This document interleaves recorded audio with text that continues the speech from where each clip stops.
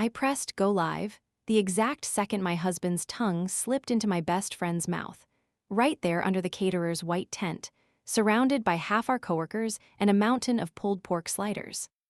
The scream that tried to claw out of my throat never made it. Shock welded my jaw shut while adrenaline took the wheel and shoved my phone camera straight at them. I didn't even blink, I just zoomed. Jaw-dropping moment 1.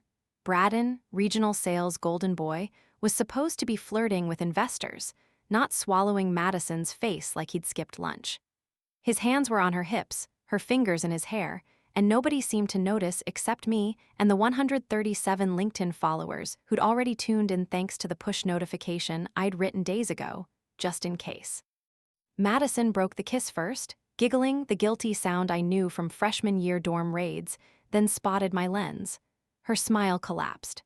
Braden turned, saw me streaming, and every ounce of his trademark smirk drained as fast as the color in his cheeks. "Babe, wait," he started, but momentum favored me today. I spin-pivoted toward the main stage where our CEO, Fiona, was prepping for her quarterly pep speech. I lifted my phone high, voice finally unclogging. "Hey Fiona, your keynote needs a new opener." Head swiveled, music cut, the mic squealed, and Fiona, 5'2", stilettos and a zero-tolerance aura, beckoned me up like a ring announcer. I hopped onto the platform, live stream still rolling. "Everyone, quick team-building exercise," I said, my voice ringing across the lawn. "Let's play Spot the NDA Violation." I whipped the camera around just as Braden barreled forward, suit jacket flapping. Madison flinched behind him, lipstick smeared a perfect scarlet confession. The crowd parted like I'd spilled gasoline. Fiona's brow arched. "Explain." "Gladly." I tapped the screen. The clip I'd just captured filled the 12-foot LED backdrop. Braden and Madison's makeout replayed in glorious 4K, the picnic tent fairy lights casting them in rom-com warmth while the company banner hung behind like a corporate halo. Jaw-dropping moment 2. The employees gasped as one, audible even over the Bluetooth speakers. Braden's junior proteges visibly recoiled. Someone's kid shouted, "Mom, is that Uncle Bray?" Braden lunged for the stage. Security, 2 bored event staffers, reacted on reflex and intercepted him with plastic-gloved hands still smelling of nacho cheese. Madison tried to melt into the buffet line. Fiona snapped her fingers, and an intern gently but firmly escorted my ex-bestie front and center. I faced Braden. Friendly reminder. Company policy bans all intra-department relationships unless declared to HR. I turned to Fiona. "But you already knew that, because I wrote the policy last quarter." Fiona nodded once, ice queen calm. "And Madison's your direct report." "Was," I corrected, feeling the word thud like a gavel. Braden's nostrils flared. "It was a mistake, Zoe. It meant nothing." "Funny," I said, spinning the mic in my hand. "That's what you texted Courtney last month, right before her exit interview. I have screenshots." Fiona's lips tightened. "Courtney filed a harassment complaint we couldn't corroborate." I shrugged. Maybe corroboration just walked on stage. I gestured to the LED, where I'd cued another video. Braden slipping into a hotel room, time-stamped 2 conferences ago, Courtney opening the door in a robe. I'd sat on that clip, doubting myself, until I recognized the pattern. Instant karma delivered. Fiona turned to Braden. "Collect your badge and laptop. Security will walk you out after HR gets statements." The crowd erupted, not in cheers, but in that delicious hush of collective shock that tastes like justice. My livestream viewer count ticked past 2K. But Madison wasn't done self-destructing. "You can't fire him," she blurted, mascara streaking. "He's the top closer, clients adore him." Fiona's gaze could have flash-frozen lava. "Clients adore integrity more." Then, to Madison, "And as for you, there's the small matter of falsified overtime on last month's payroll. We'll discuss Monday." Madison's knees buckled. Braden yanked free from security, desperation replacing swagger. "Zoe, you can't do this. Think about us." "Oh, I am," I said, heart finally catching up to my mouth. "Specifically, I'm thinking about the security cameras in our condo elevator." I raised my phone, thumb hovering over another video thumbnail. "Want to guess which neighbor stars in this episode?" His eyes widened. That was all the confirmation I needed. The crowd sensed the next twist. Even Fiona leaned in. That's when my phone buzzed with a notification. Airdrop from unknown, play me ASAP. I hesitated, curiosity prickling. I accepted. A new clip opened. Braden, earlier today, slipping a velvet ring box to a woman I didn't recognize. Definitely not Madison, whispering, "Tonight, after I dump Zoe." The angle suggested a hidden camera. A ripple of nausea and vindication washed over me. Someone else, maybe karma itself, had been collecting receipts. I tapped the mic. Looks like there's an encore. I cast the fresh clip to the LED. Gasps turned into murmurs, then open disgust. Even the caterer dropped a tray. Braden froze, rabbit in headlights. Fiona took 2 graceful steps and spoke into her headset. HR will need legal online one and cancel his corporate card. Madison started sobbing. Braden looked around like the world had spun off its axis. I drew in a breath, ready to drop my final line and walk off into the sunset of poetic justice. When my phone buzzed again, a single text from a number saved only under a single letter. "Z, before you celebrate, check your email drafts," he replied. My blood iced. That letter was L, my anonymous tip source for months, the one who'd fed me hotel footage, expense anomalies, burner numbers. I opened Gmail.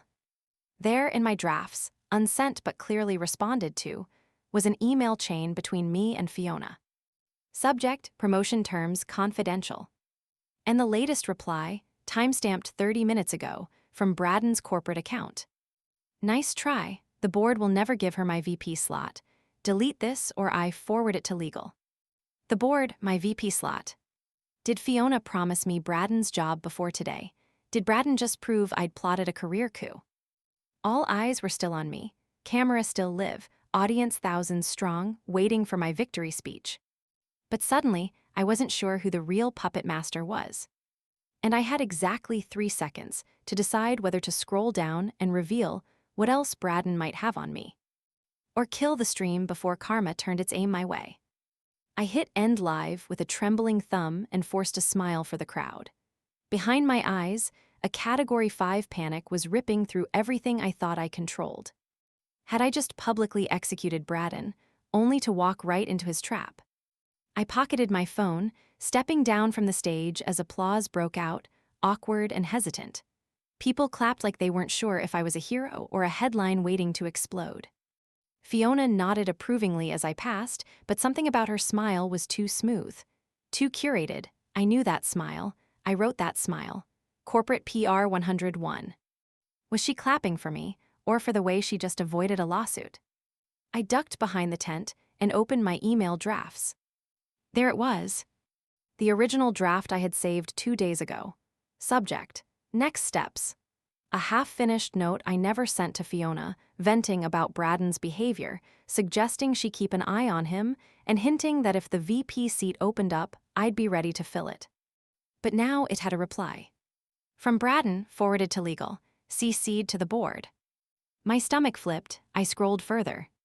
"Fiona, you should vet your girl better. She's been building a case against me for months. Screenshot attached. She's been quietly collecting dirt for you. How long have you two been planning this?" Attached were timestamps of every file I'd opened on the shared company drive related to Braden. Expense reports. Client feedback. Even an email I flagged to HR but never submitted. He framed me like a snake, a power-hungry saboteur. And Fiona, she hadn't replied. Jaw-dropping moment 3, I wasn't the puppet master. I was the puppet, or maybe the sacrificial lamb. I felt like throwing up. Madison found me behind the tent, her eyeliner melting down her cheekbones like she'd been crying gasoline. "You think this was some boss bitch moment?" She spat, voice sharp. "You think you came out on top? They used you." I narrowed my eyes. Who's they? She laughed bitterly. "Oh, honey, you think Fiona didn't know about Braden and me? She encouraged it, called it soft diplomacy. You were the cover." "What?" "She's been feeding him rope for months and making you her fall guy if it backfired. You were never getting that promotion." I stared at her. "She just needed a clean execution," Madison added, "and you handed it to her live." The world tilted, my breath grew short. And now, she smirked, you're tainted. You nuked him, yeah, but you made yourself unpromotable. Who's gonna hand a VP title to a woman who live streams company scandals? You look unhinged. Fiona gets to say you went rogue. The crazy jilted wife. My ears rang. No, this wasn't how it was supposed to go. I had the receipts, I had the truth, I had karma on my side. Unless karma wasn't coming for him. It was coming for me. By the time I got home, my name was trending on Twitter. The video had been re-uploaded a dozen times. Reddit threads dissected my tone, my timing, my obvious thirst for revenge.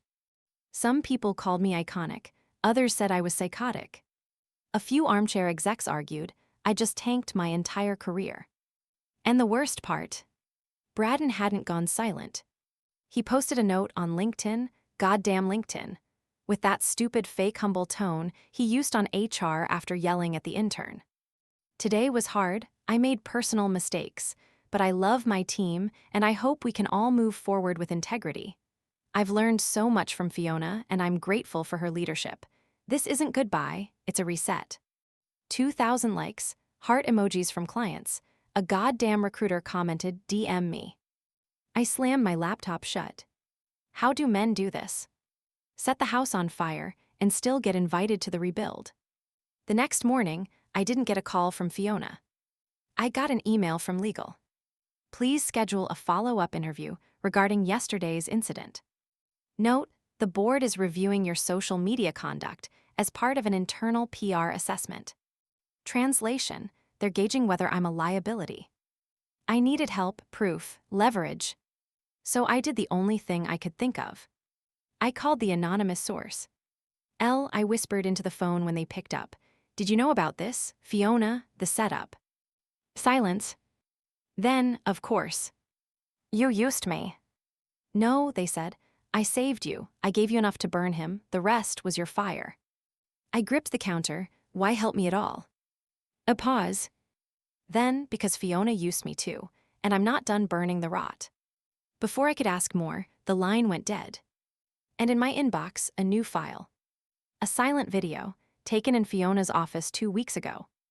The audio was off, but her face said enough. She was laughing, sliding Braden's file across the desk, making a slicing motion with her hand, then pointing at a screen, my name visible on the projected org chart. She circled it, then crossed it out. That was all I needed. I emailed the board. Subject, the full truth, and receipts. Attached the video, the screenshots, and a letter I wrote like a damn thesis. Calm, smart, measured. Not a meltdown. Not a live stream. Not revenge. Just facts. And one final sentence. I didn't start the fire, but I won't apologize for exposing it. An hour later, a board member replied. Let's talk. And that night, Braden went live. Disheveled, sweaty, flushed red. And said something no one expected. I lied. Then about Zoe, about the promotion, about the videos, all of it. The comments exploded. The stream cut out. And in the silence, my phone buzzed again. Fiona. One line. Cute move, don't get comfortable. She wasn't done. And now we were at war. The next morning, Fiona sent flowers. Not just any flowers, orchids. White, flawless, and ridiculously expensive. The kind you only send if you're saying congratulations while secretly whispering game on. No card, just a black envelope with a company seal, hand-delivered to my apartment. Inside was a single sheet of paper. Meet me, no lawyers, no board members, just us. If you want to survive this. I stared at it for a long time. This wasn't an olive branch. This was a test. She wanted to know if I'd break ranks, if I'd grovel, if I'd show up scared or smug or stupid. I wasn't sure which version of me she expected, but I damn sure knew which one was going to show up. Fiona picked a rooftop bar downtown. Empty at 10 a.m., save for a barista and one terrified intern setting up an influencer brunch shoot. Fiona sat by the glass railing in a black sheath dress and matte red lipstick, sipping an espresso like she was waiting for a Vogue shoot, not the woman she tried to ruin. I sat without saying a word. She studied me for a beat. You looked surprised in that draft folder. You looked rehearsed in that video. She smiled faintly. That's the difference between us. You react, I design. I respond, I corrected. Reacting is Madison in the break room with a stolen husband. I do strategy. Her eyes sparkled with something wicked. Good, because you're going to need it. She slid a folder across the table. Inside, a printed NDA, a social media apology draft, and a new title offer. Director of External Comms, lateral move, less visibility, half the budget. Still high profile, still powerful, but off the VP track. Take the deal, she said, swirling her spoon. You keep your income, your dignity, and I bury Braden completely. No loose ends. And if I do? She met my gaze head-on. Then you become the story, Zoe. Woman weaponizes breakup to hijack promotion, think pieces, HR blacklists, TikTok takedowns. You'll never get hired again. I laughed. You're threatening to destroy my career with a headline you orchestrated. Fiona shrugged. The world doesn't care who starts the fire, just who burns. I didn't sign. Instead, I leaked the second video. The one Elle sent after the rooftop meetup. Fiona in a private call with Braden, joking about engineering a clean swap after his usefulness ran out. I posted it anonymously, buried inside a Reddit thread about workplace power dynamics. Then I sat back and watched the fire catch. Corporate Twitter lost its mind. The clip was everywhere within hours. Female CEO exposed for Machiavellian promotion scheme. Think pieces did come, but they weren't about me. They were about her. Jaw-dropping moment 4. Fiona deleted her LinkedIn that night. By morning, the board released a bland statement about leadership transitions. She was gone. And the very next day, I got the offer. Not just director. Vice President of Communications. Full title, full team, full pay, effective immediately. Braden, radio silent. Word was, he tried to sue the company but got stonewalled with his own footage. Madison tried to make a YouTube video crying in her car. It got 5 views. And Fiona. She wasn't done yet. 3 weeks into my new role, I got an email. From Fiona L. 1974 at protonmail.com. Subject, you owe me one. Body. He wasn't just cheating. He was recording. Ask your friend in legal about the NDAs he buried. You're welcome. Attached, a zipped folder. I hesitated. I knew this was bait, but curiosity and survival instinct were tangled into one monster inside me now. I opened it. Inside, dozens of video files, hidden camera footage, bedroom angles, audio recordings, some dated months before Madison, some with other women I didn't even know. And a few clearly taken in our home, without my consent. My hands started shaking. Braden wasn't just a cheater. He was a predator. I called legal. They confirmed it within hours. Braden had been quietly settling out-of-court NDAs with at least 3 former employees, one of whom had been underage at the time of recording, though she'd used a fake ID to work a corporate internship. I felt like vomiting. This wasn't scandal anymore. This was criminal. I wanted to burn him alive. But this time, I wouldn't do it alone. I contacted the other women. I gave them my platform, my receipts, my voice. And when the exposé went live, with real victims telling their story. Poetic justice wasn't a strong enough term. The DOJ opened an investigation. Braden was arrested 3 weeks later. He never saw it coming. Because he thought karma had already hit. He didn't realize. That was just the preview. They arrested him at a networking brunch.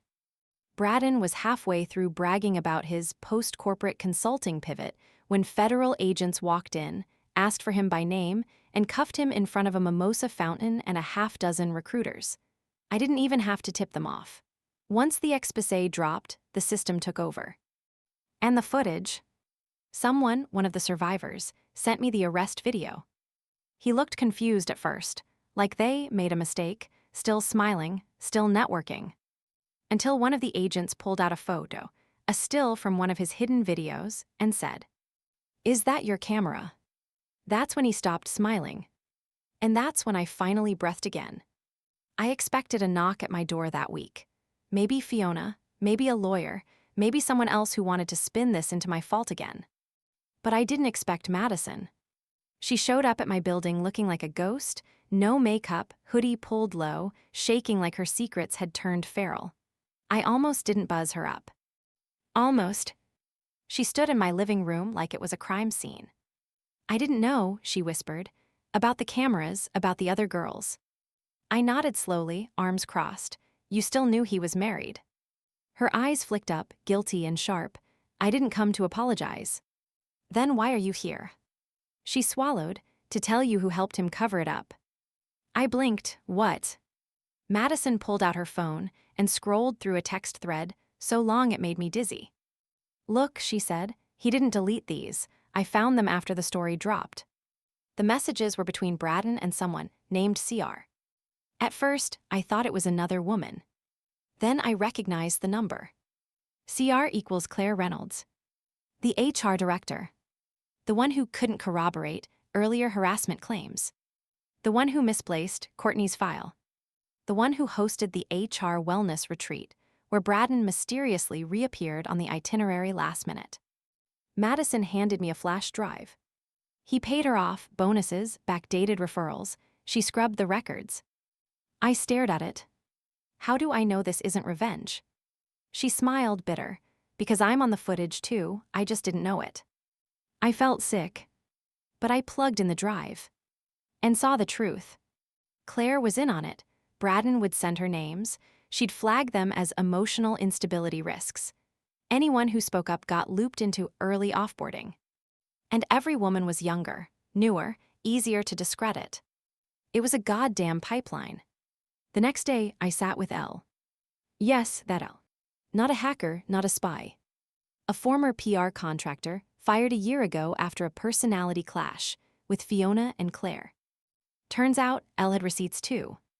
And Elle wanted revenge. We met at a coffee shop. They looked tired but wired, like they'd been waiting years for someone to listen. Claire was worse than Braden, Elle said. He was sloppy, she made it policy. I asked why they hadn't gone public sooner. They laughed, because no one listens to interns, or contractors, or entry-level nobodies, until someone like you screams into a live stream. I didn't know what to say. Elle reached into their bag and slid over a thick manila folder. Here, your endgame, they said. Inside, an HR exit interview Claire had forged, Courtney's signature looked off. Fiona's emails to Claire, instructing her to shield leadership optics. And a file marked, ZOE, possible liability. They had a folder on me. I felt my stomach drop, again. But this time, I didn't feel powerless. I felt ready. I went public. Not viral, not dramatic, not a live stream. A letter. Published on the company blog, approved by the board, backed by lawyers, timed with the exact moment Claire was escorted out of the building. I told the whole truth.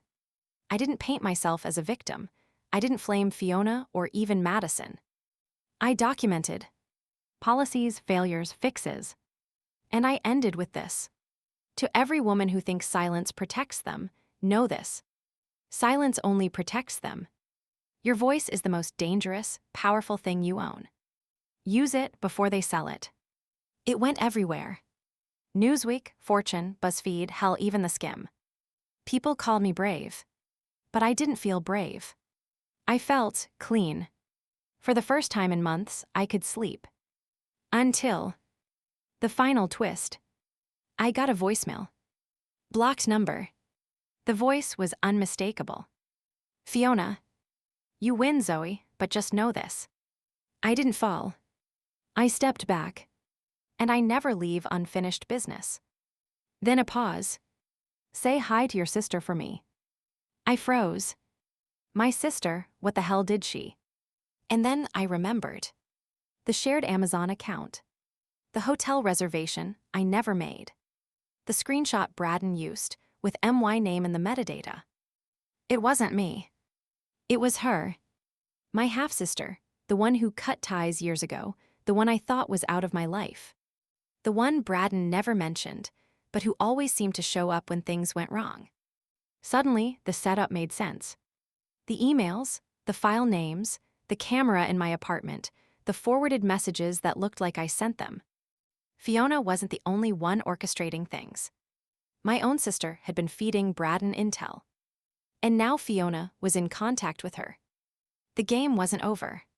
It was just evolving. The name hit me like a slap, Ava. My half-sister. Same dad, different disaster of a mom. We hadn't spoken in 5 years, not since she borrowed my passport to skip out on a rehab bill in Spain. I'd blocked her on everything. She was chaos in red lipstick, the human embodiment of a fire alarm with no off switch. But now I was looking at a digital fingerprint trail that led straight from Braden's blackmail files to a familiar email, avawest@gmail.com. I opened the metadata on one of Braden's anonymous screenshots again, an email supposedly from me to a recruiter, badmouthing Fiona and hinting at insider secrets. But the edit history had a ghost user logged in. Alias AKW74. I'd seen that before, on an old shared Canva login we used in college. My stomach twisted. Ava had posed as me. She'd written burner emails, sent tips, forged chat logs. She was the shadow hand in the setup. And if Fiona had contacted her after the fallout, that meant no. I called my dad. He answered on the second ring, voice groggy. Is Ava staying with you? A pause. How'd you know? I felt cold all over. She said she was just passing through, getting her life back together. She didn't mention you. She never does, I thought bitterly. Dad, I said slowly, lock up your laptop and check if she's been asking about my job. Another pause. She asked about your office address, he admitted. My pulse spiked. Don't give her anything, I mean it. I hung up and stared at the wall. I thought I'd taken down Braden. I thought I'd exposed Fiona. But the real snake was slithering through the walls the whole time. Ava didn't just want chaos.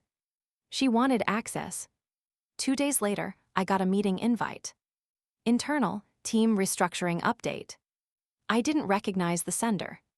The meeting was in my own building, but on a floor that had been shut down during the renovations. I showed up 5 minutes early, confused but cautious. The room was dim, empty except for a single chair at the head of the table and a laptop logged into Zoom. I sat down. On the screen, Fiona. Behind her, Ava. Wearing a fitted blazer, smirking like she'd just won Shark Tank. Surprised, Fiona said smoothly. I didn't respond. This isn't an ambush, she continued. It's an offer. Ava chimed in, voice light and venomous. Told you she'd show. I stared at them. What the hell is this? Fiona smiled. I'm starting a private consultancy. Think of it as crisis management for high-risk brands. And you want me, I laughed, after everything. No, she said, I want her. She nodded to Ava. But I need you on the pitch deck. I blinked. You want me to vouch for the woman who tried to destroy me?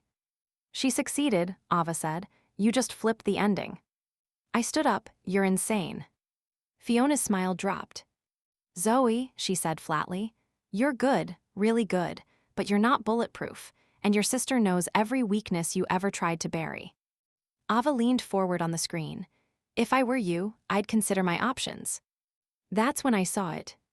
In the corner of the screen. An open tab on Fiona's laptop, labeled ZW resignation draft, prepared. They already had it ready. They weren't asking. They were cornering. I walked out of that room without a word. My heart pounding like it was trying to punch through my chest. They flipped the board, or at least enough of it. Or maybe they just had enough dirt to fake an internal scandal. I didn't know. But I knew I needed to move. Fast. So I called Elle. I need the nuclear option, I said. Elle's voice didn't even blink, already compiling. Within 24 hours, we had it all. Ava's email chains leaked through her secure art commission platform. Fiona's call logs with Braden after his arrest. And most importantly, a shell company in Delaware registered under FK West LLC. Fiona. K for Catherine. West as in Ava West. She hadn't just recruited my sister. She funded her, hidden her, trained her. This wasn't revenge. This was a rebrand. And I was the product she was trying to replace. I didn't take the evidence to the board this time. I took it to the press. A full story, with names, with receipts, with timeline clarity so clean it cut. I made sure every journalist saw it. And this time, I didn't narrate it as a woman scorned. I narrated it as a sister betrayed. The headline went viral. From half-sister to hired gun, how a CEO tried to clone her protege and got burned. Twitter imploded. LinkedIn banned Fiona's profile for suspicious activity. Ava posted a TikTok rant and deleted it 4 hours later after being ratioed to hell. And me. I didn't just survive. I launched my own firm, backed by 2 board members who quietly jumped ship after the scandal. And the name, WZ Strategy. Because West may have tried to bury me. But now the Z was all anyone remembered. I launched WZ Strategy exactly 60 days after the exposé dropped. No ribbon cutting, no champagne, just a quiet LinkedIn post with a clean logo and one tagline. We don't spin, we spotlight. By noon, I had 6 DMs from CMOs. By 5 p.m., a trending hashtag. By midnight, 2 of Fiona's former clients had signed retainers with me. And Ava. She went live on Instagram, crying into a poorly lit hotel bathroom mirror about how I'd stolen her truth. But the internet wasn't buying it. Especially after Elle dropped the final leak. A screenshot of Ava texting Fiona. Zoe's always 3 steps ahead. We need to plant a scandal or she'll bury me again. Captioned, "You played yourself, sweetheart." It racked up 800,000 likes in 48 hours. Even the comments were savage. Sis thought she was the main character. She tried to steal her whole life and failed at the pilot. Karma delivered this one express. The takedown was surgical. But the victory, it didn't feel like fireworks. It felt like standing alone in a burned-out house, holding the deed. I had the title, the company, the narrative, but not the closure. Because one thing still haunted me. The flash drive. The one Madison had given me. The one with the videos of Braden, the ones I'd only half-watched. Elle had warned me, there's one file left, you'll know when you're ready. I was ready now. The file was buried under a nested folder, labeled ZW Early. It was raw, glitchy footage, from the living room of our old apartment. A grainy date stamp, 4 months before I ever suspected a thing. Braden was alone, or so I thought. Until I heard my voice. Except it wasn't me. It was Ava. Wearing my sweater. Laughing like I did. Touching his face the way I used to. The room tilted. He kissed her, called her Z. She didn't correct him. She kissed him back. I froze the frame. Her hand was on the back of his neck, nails red. I never wore red nails. And then Braden looked into the camera, like he knew it was recording, and said, "She'll never see it coming." I didn't cry. I didn't scream. I smiled. Because for the first time, I saw it clearly. They'd always underestimated me. Braden thought I'd crumble. Fiona thought I'd back down. Ava thought I'd disappear. They all forgot one thing. I document everything. So I added the video to the archive. I uploaded it, encrypted, time-stamped, watermarked to a secure drive. Then I drafted a new story for a new outlet. Headline, "Sleeping with the Brand, How One Woman Became the Blueprint They Could Erase." It wasn't about Braden anymore, or Fiona, or Ava. It was about the pattern. Of sabotage dressed as support. Of weaponized helpfulness. Of the kind of betrayal that always hides inside a hug. The article dropped. And this time, no one tried to deny it. Fiona moved to Singapore, quiet consulting. Braden is awaiting trial. Ava tried to sue for defamation. The judge dismissed it before I even entered the room. And me. I was invited to keynote a panel at South by Southwest. The topic, Truth as Strategy. Backstage, 15 minutes before I spoke, I got a text from an unknown number. You win, but I still exist. No signature. I just smiled, locked my phone, and walked on stage. Because yeah, Ava might still exist. But I'd stopped surviving her. And started outliving her. The stage lights were hot, but I wasn't sweating. Not anymore. It had been 6 months since the firestorm, since Fiona's downfall, Braden's arrest, Ava's humiliation. My firm, WZ Strategy, was thriving. I had a waiting list of clients and a media kit thicker than my old HR file. And yet, every now and then I'd feel it, that cold pinch on the back of my neck, like someone still watching. Not paranoia. Memory. A scar with a pulse. The last slide of my keynote was just one word. Receipts. The audience erupted. Not because it was shocking, but because it was true. The industry had changed. I wasn't the only one collecting documentation now. I was just the first one who refused to shut up about it. After the panel, a woman approached me. Mid-30s, clear eyes, shaky hands, she leaned in and whispered, "I sent you an email a year ago. When it first started for me, I didn't think you'd read it." I remembered her, Sienna from Portland, internship scandal. I read every line, I said. She started to cry. That's when I realized I wasn't just surviving a betrayal. I had become the damn blueprint for surviving the aftermath. But one last thread still pulled at me. I hadn't spoken to Ava since the court dismissed her lawsuit. She'd vanished, deleted social media, moved cities. Rumor had it she was going by her middle name now, Kat. The only reason I knew she still watched was that text backstage. You win, but I still exist. Until last week. I got a letter. Handwritten, no return address, just my name and her curling script. Inside, there's a storage unit in Montclair. Unit 304. The passcode is 1974. I don't want it anymore. But you should see what's inside. No signature. Just a key. I went, of course I did. The unit was small, dusty. Shelves stacked with labeled boxes, mismatched photo albums, and one large plastic bin with a bright pink post-it. Z, not what you think. Inside, childhood photos of us together I didn't know existed. Copies of letters I'd written to my mom as a teen, letters Ava stole and never mailed.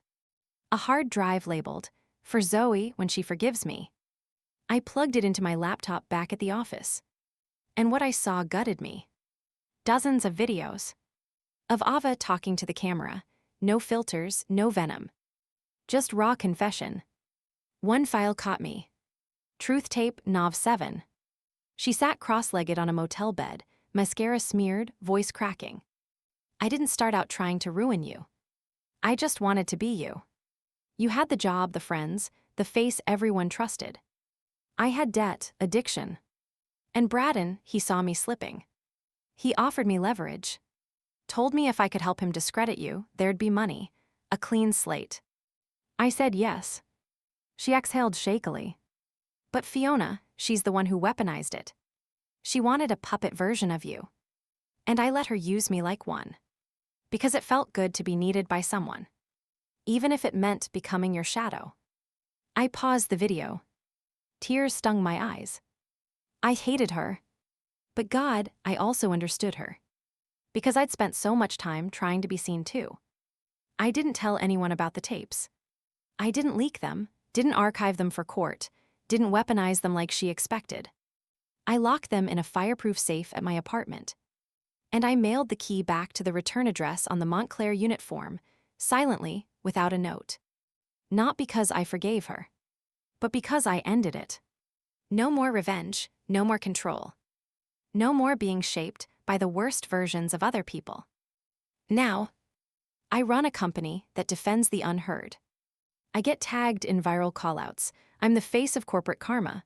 I've been on podcasts, panels, even late-night TV. But behind all that, I'm just someone who was burned so completely, I turned the ashes into ink. I tattooed my story into the system that tried to erase me. So if you're reading this, if your sister sabotaged you, or your ex manipulated you, Or your boss gaslit you into believing you imagined the whole damn thing. Let me say this loud. You're not crazy. They just wanted you to think you were easier to break than you are. You're not. You're still here. And you're the threat now. Has anyone else ever watched karma arrive in real time? I still can't believe how fast it all flipped.